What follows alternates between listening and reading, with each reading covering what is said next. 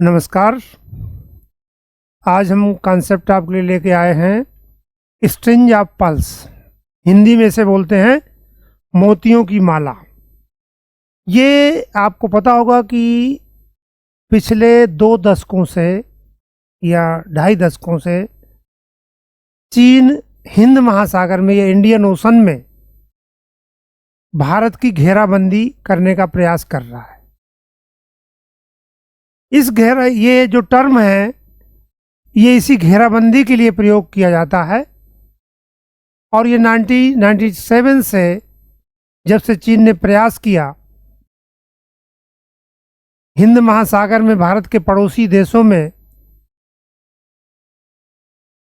Port सुविधाएं प्राप्त करके जो चीन की घेराबंदी का प्रयास किया। पल्स इसको क्यों कहते हैं? क्योंकि समुद्र में पल्स होती हैं। स्ट्रिंज एक माला है, आप इस मैप में देख सकते हैं। This is strings of pulse. अब मैं इनमें कुछ इम्पोर्टेंट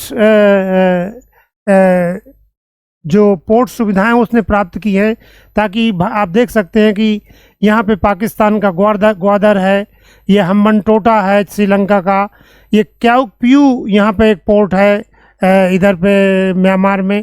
इनकी हम संक्षेप में चर्चा करेंगे और इसका एक इस धारणा का क्या मतलब है और आज इस धारणा को किस रूप में लागू किया जा रहा है। तो विद्वान समीक्षकों को कहना है कि चीन जो है भारत हिंद महासागर में भारत के चारों तरफ एक मोतियों की माला स्ट्रिंज ऑफ पल्स, मिलिट्री टर्मिनोलॉजी उसको घेरने का टर्मिनोलॉजी में उसको घेरने का प्रयास कर रहा है इंडिया को।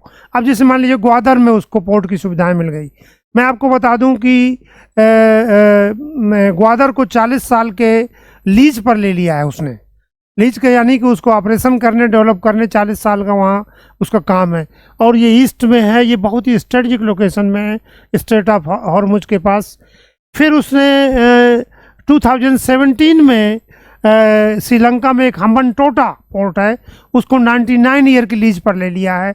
तो यहाँ पर भी वो अपनी उपस्थिति बना सकता है। इसी तरह आगे बढ़ के आप देखो कि जो ये भी बहुत इक्वली इम्पॉर्टेंट है कि म्यांमार में क्याउकपियू, ये लिखा हुआ है क्याउकपियू, ये पोर्ट है, ये हमारे अंडमान निकोबार के बिल्कुल नॉर्थ में स्थित है। तो क्याउकपियू में भी वो पोर्ट का डेवलपमेंट कर रहा है। एक्चुअली वो कर क्या रहा है, क्याउकपियू से लेकर फिर यहाँ से लैंड रूट से चीन को, म्यांमार से होते हुए चीन को उसी तरह का प्रोजेक्ट बना रहा है जिस तरह से उसने चाइना पाकिस्तान सीपेक बनाया हुआ है पाकिस्तान में। इस तरह की और भी सुविधाएं वो लेने का बांग्लादेश में भी प्रयास किया उसने। तो जो इस तरह का ये प्रयास हो रहा है उसको विद्वानों ने स्ट्रिंज ऑफ पल्स का नाम दिया है। अब ये किया जा रहा है वर्तमान में BRI के माध्यम से, जो बेल्ट एंड रोड इनिशिएटिव है 2013